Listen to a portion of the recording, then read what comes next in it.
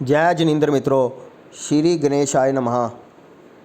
मैं आपका दोस्त सन्नी जैन और आप सभी का मेरे चैनल एस्ट्रो लाइफ सीक्रेट्स में हार्दिक स्वागत है।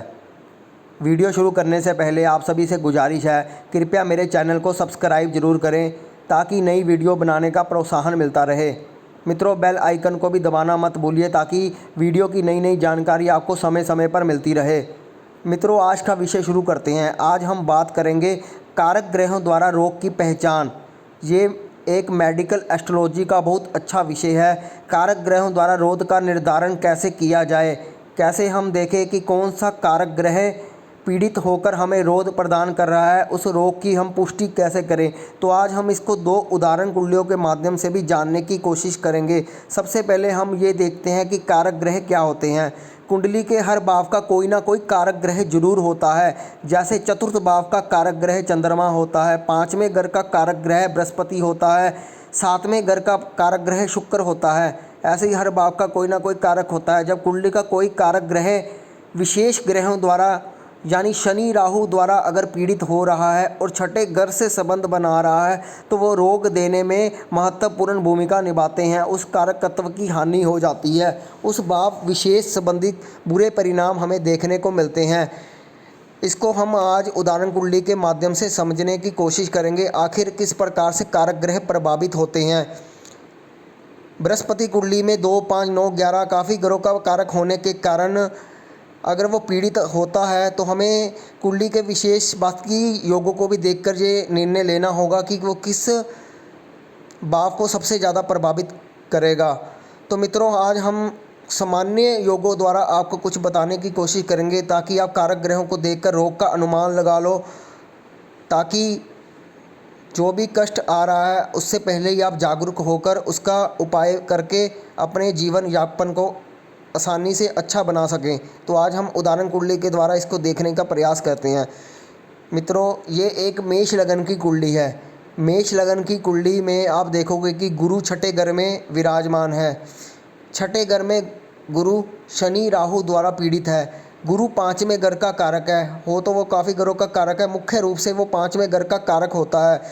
तो हम यहाँ पर देखेंगे कि इस जातक के संतान को यहाँ पर कष्ट आने की संभावना रहेगी, क्योंकि पाँचवें घर का कारक होने के कारण पाँचवें घर को सबसे ज़्यादा ये प्रभावित करेगा। यहाँ पर हमने पाँचवें घर के स्वामी सूर्य को नहीं देखना है। यहाँ पर मेष लगन में पाँचवें घर का जो कारक है वो बृहस्पति बनता है। सिंह लगन और वृश्चिक लगन में पाँचवें घर का स्वामी भी गुरु ही बनेगा और कारक भी गुरु ही बनेगा। वहाँ से जो संभावना निकलेगी वो सबसे ज़्यादा महत्वपूर्ण भूमिका निभाएगी, क्योंकि कारक और राशि का स्वामी होने के कारण उस पर जो प्रभाव पड़ेगा उसका प्रभाव सबसे ज़्यादा दोगुना होगा। तो आज हम जो कुंडली की चर्चा कर रहे हैं वो मेष लगन की है। मेष लगन में पाँचवें घर का कारक होकर गुरु छठे घर में शनि राहु के द्वारा पीड़ित है और छठे घर में ही विद्यमान है।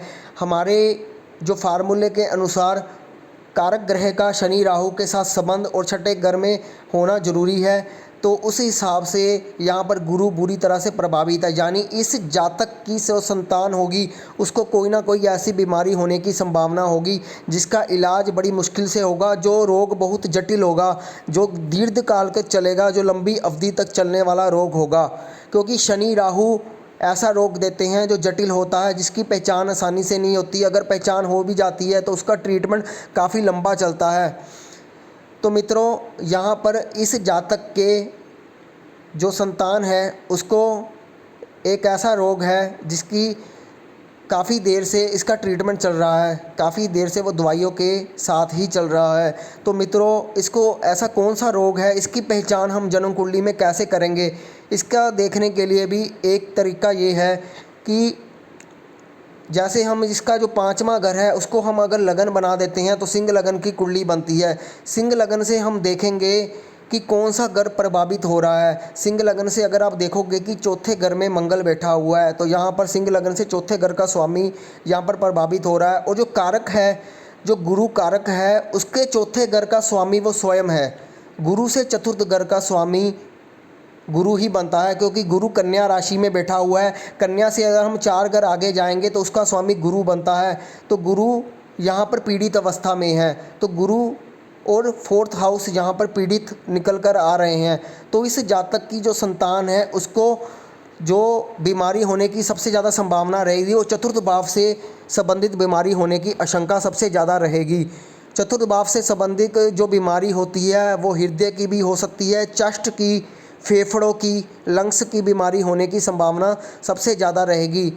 वास्तव में इस जातक की जो संतान है उसको फेफड़ों से संबंधित काफ़ी गंभीर समस्या है, सांस लेने में भी दिक्कत है। फेफड़ों की जो बीमारी का इलाज काफ़ी समय से चल रहा है और ये जातक मेडिकल के सहारे ही अभी चल रहा है। तो इस प्रकार से हम रोग का निर्धारण करेंगे कि जो कारक ग्रह पीड़ित हो रहा है उससे वो किस भाव का स्वामी भी बन रहा है, वो भाव उस अंगों को प्रभावित कर सकता है। तो यहाँ पर गुरु से चतुर्थ भाव पीड़ित है, चतुर्थ भाव का स्वामी स्वयं गुरु बनकर पीड़ित हो रहा है। सिंह लगन से चतुर्थ भाव में मंगल है तो वहाँ पर भी मंगल चतुर्थ भाव प्रभावित हो रहा है। तो यहाँ पर फोर्थ हाउस निकल कर आ रहा है और हमारे रूल के हिसाब से गुरु शनि राहु और छठे भाव में पीड़ित होकर इस जातक की संतान को मुख्य समस्या दे रहा है।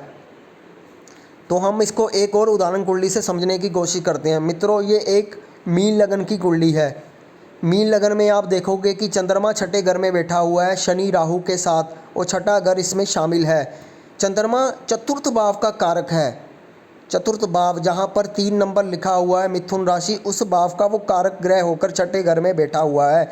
इस कुंडली में 5वें घर का स्वामी चंद्रमा जरूर बनता है, लेकिन यहाँ पर हमने भाव को नहीं देखना है, यहाँ पे हमने कारक को देखना है। तो चतुर्थ भाव का जो कारक है वो चंद्रमा शनि राहु के द्वारा पीड़ित है। तो चतुर्थ भाव का जो कारक है चंद्रमा, उसके कारकत्व में माता सबसे महत्वपूर्ण रूप से निकल कर आती है। तो इस जातक की जो माता है उसको विशेष रूप से कष्ट रहने की संभावना यहाँ पर रहेगी। वास्तव में इस जातक की माता को काफ़ी कष्ट की स्थिति है। अब हमें ये आकलन करना है कि इसकी माता को क्या कष्ट हो सकता है। तो अगर हम यहाँ पर ये देखेंगे कि जो चंद्रमा है, चंद्रमा छठे घर में बैठा है, उसकी जो राशि है वो चंद्रमा से द्वादश भाव में पड़ रही है। चंद्रमा से द्वादश भाव में कर्क राशि पड़ रही है, यानी ये माता के हॉस्पिटलाइजेशन को भी दिखाता है कि माता को बार बार हॉस्पिटल जाना पड़ेगा। और चतुर्थ भाव से दूसरे भाव में कर्क राशि पड़ रही है तो दूसरा घर भी प्रभावित है। तो चंद्रमा से द्वादश भाव, कारक ग्रह से दूसरा घर प्रभावित होने के कारण इस जातक की माता को आँखों से संबंधित समस्या है। दाईं और बाईं आँख दोनों में समस्या होने को दर्शाता है। इस जातक की माता की आँखों का इलाज काफ़ी समय से चल रहा है और काफ़ी गंभीर समस्या है और मेडिकल के सहारे चल रही है। दवाइयों के द्वारा ही इसका इलाज चल रहा है। ऑपरेशन की स्थिति का भी सामना करना पड़ा है। तो यहाँ पर हमने देखा कितने सरल तरीके से हमने कारक ग्रह द्वारा रोग की पहचान करनी सीखी है। यहाँ पर अगर आप देखोगे कि पिछली कुंडली में गुरु प्रभावित हुआ तो उसने 5वें घर के कारक और चतुर्थ भाव से संबंध बनाकर उस भाव को पूर्ण रूप से प्रभावित किया। यहाँ पर चतुर्थ भाव का कारक होकर इसने माता को प्रभावित किया और जिस भाव का वो स्वामी बना उस अंगों पर विशेष रूप से उसने प्रभाव डाला। तो इस प्रकार से हम रोग की पहचान इस प्रकार से करेंगे। उम्मीद करता हूं मित्रों कि आपने इस वीडियो के माध्यम से समझने की कोशिश की होगी। आप इस विषय को ज़रूर अभ्यास कीजिए, आपको बहुत अच्छे परिणाम मिलेंगे और कारक ग्रहों द्वारा आप रोग की पहचान करना सीख जाओगे। अभी मैंने इस पर संक्षेप में ही वीडियो बनाया है, इसके कई पार्ट्स हैं, परंतु आज हमने पहले पार्ट की चर्चा की है। तो इस प्रकार हम देखेंगे कि किस रोग का निर्धारण कैसे करना है। उम्मीद करता हूं कि आपको आज का वीडियो पसंद आया होगा। अगर आपको आज का वीडियो पसंद आया है तो कृपया मेरे चैनल को सब्सक्राइब कीजिए, वीडियो को लाइक कीजिए, शेयर कीजिए। धन्यवाद।